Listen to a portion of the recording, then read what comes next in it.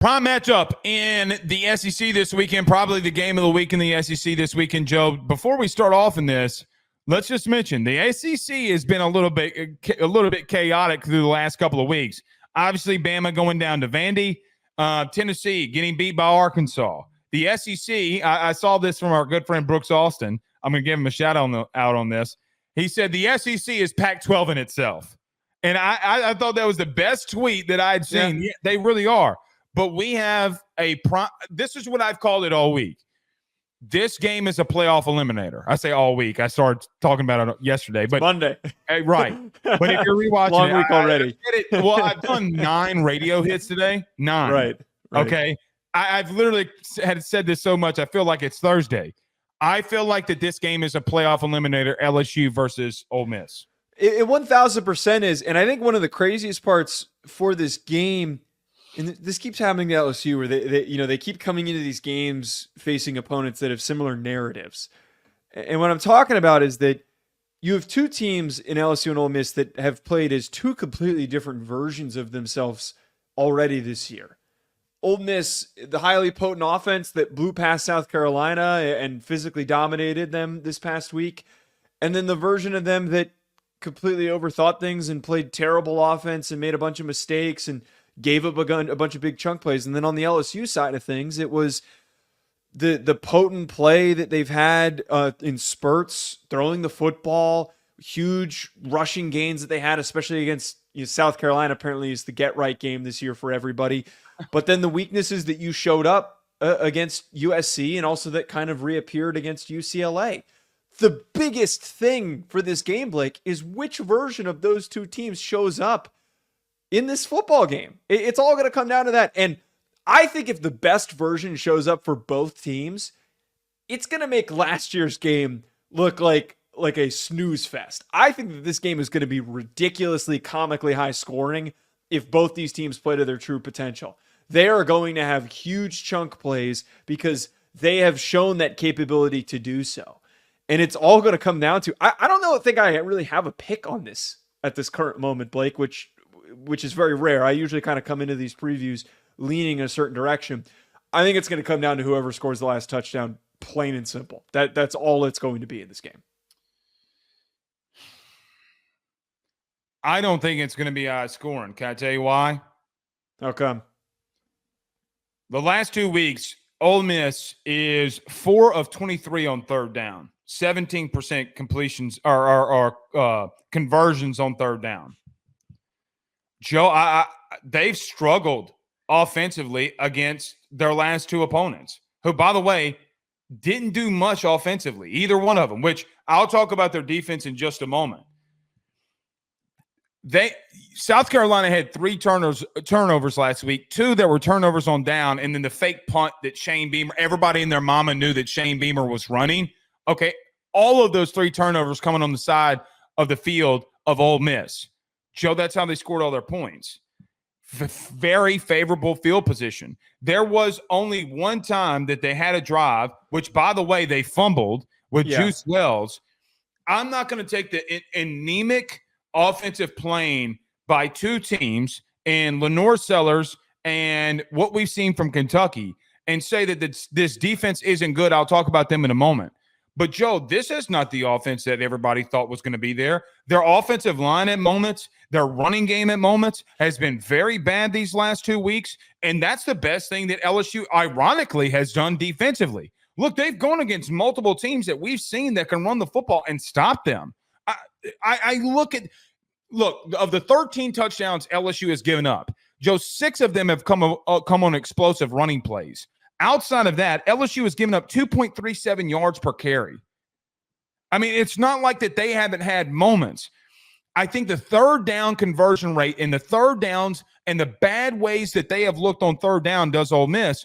Joe, if they can easily correct it against LSU in Tiger Stadium at night, but man, I mean, that's got to be a concern. You know what I think?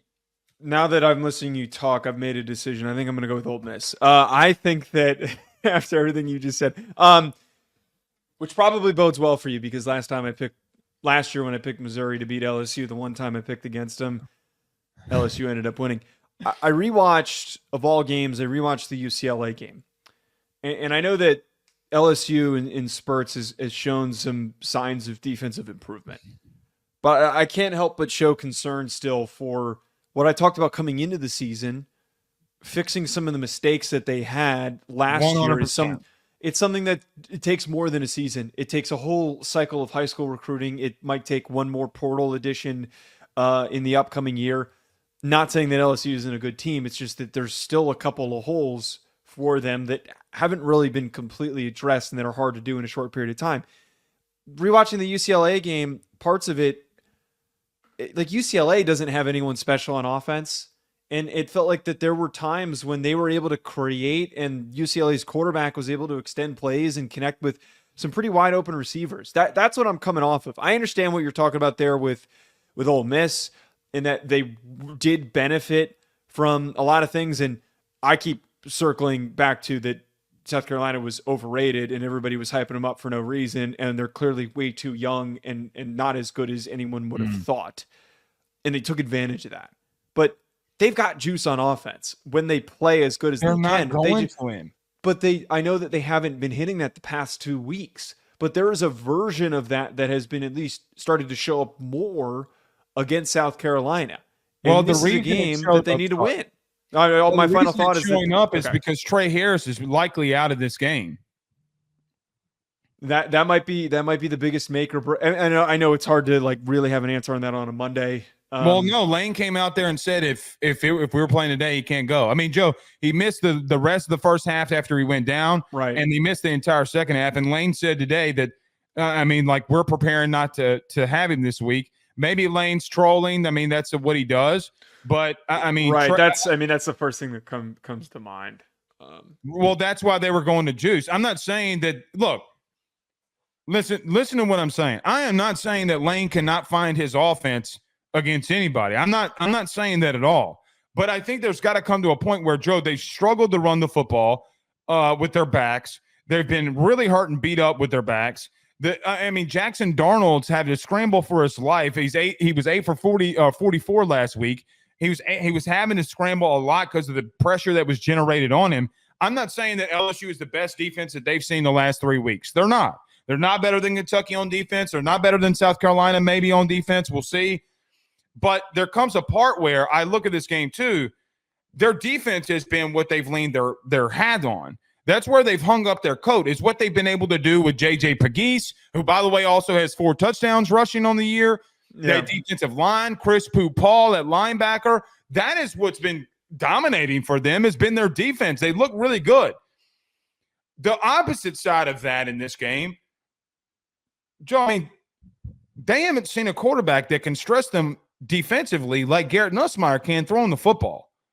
And so, look, you have an offense that struggled the last 2 weeks in Ole Miss. Again, they 100% can find themselves. Not saying that they can't find themselves on LSU, but I think that we think of this LSU team's defense like that they were last year. I will remind you, I don't like comparing these, but USC was able to run on Michigan better than they did LSU. They have a better offensive line than Ole Miss. I think that this defense, who, by the way, has climbed 75 spots in total defense, I would not expect, I should say it like that, I'm not expecting for LSU to be like not give up 20 points because they easily can.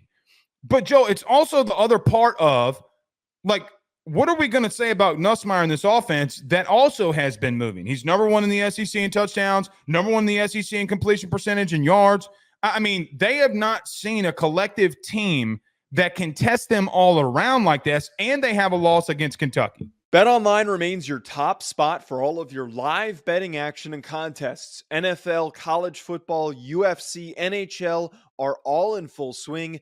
BetOnline is your number 1 source for wagering news, odds, trends, and predictions with both desktop and mobile access at any time. Head to BetOnline today and use promo code BELIEVE, that's BLEAV, for 50% off your first deposit. That is a 50% welcome bonus. BetOnline, where the game starts. And that's fair, and that's understandable for what you're bringing up here, that they haven't faced a quarterback who's been as consistent as Nussmeier. But this is why I come back to, I really think that this game is going to be high scoring.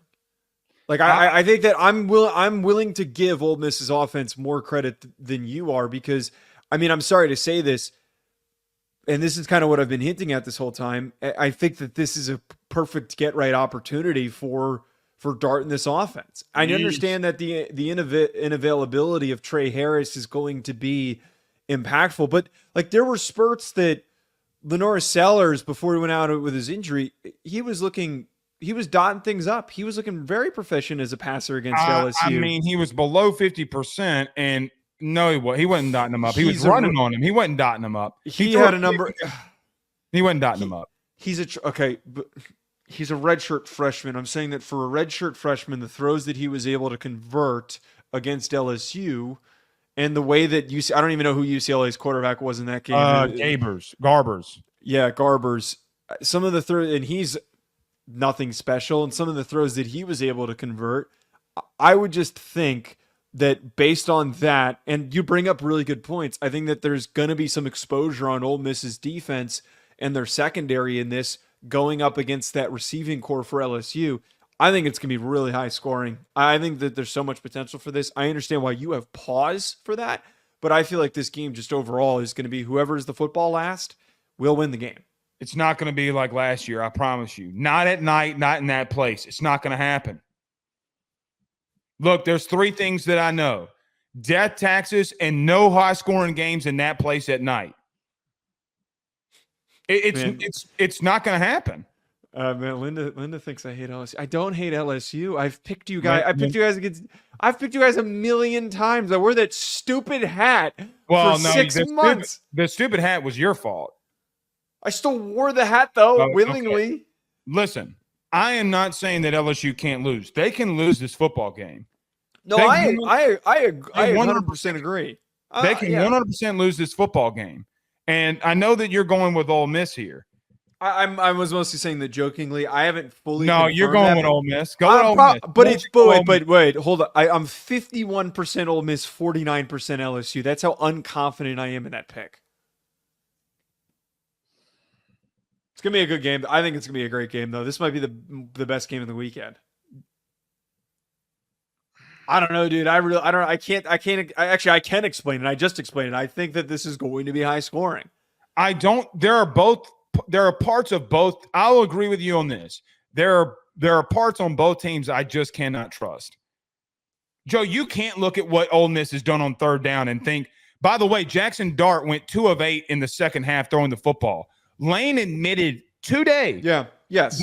They stopped throwing the football because they didn't think that they can complete a pass. Yeah.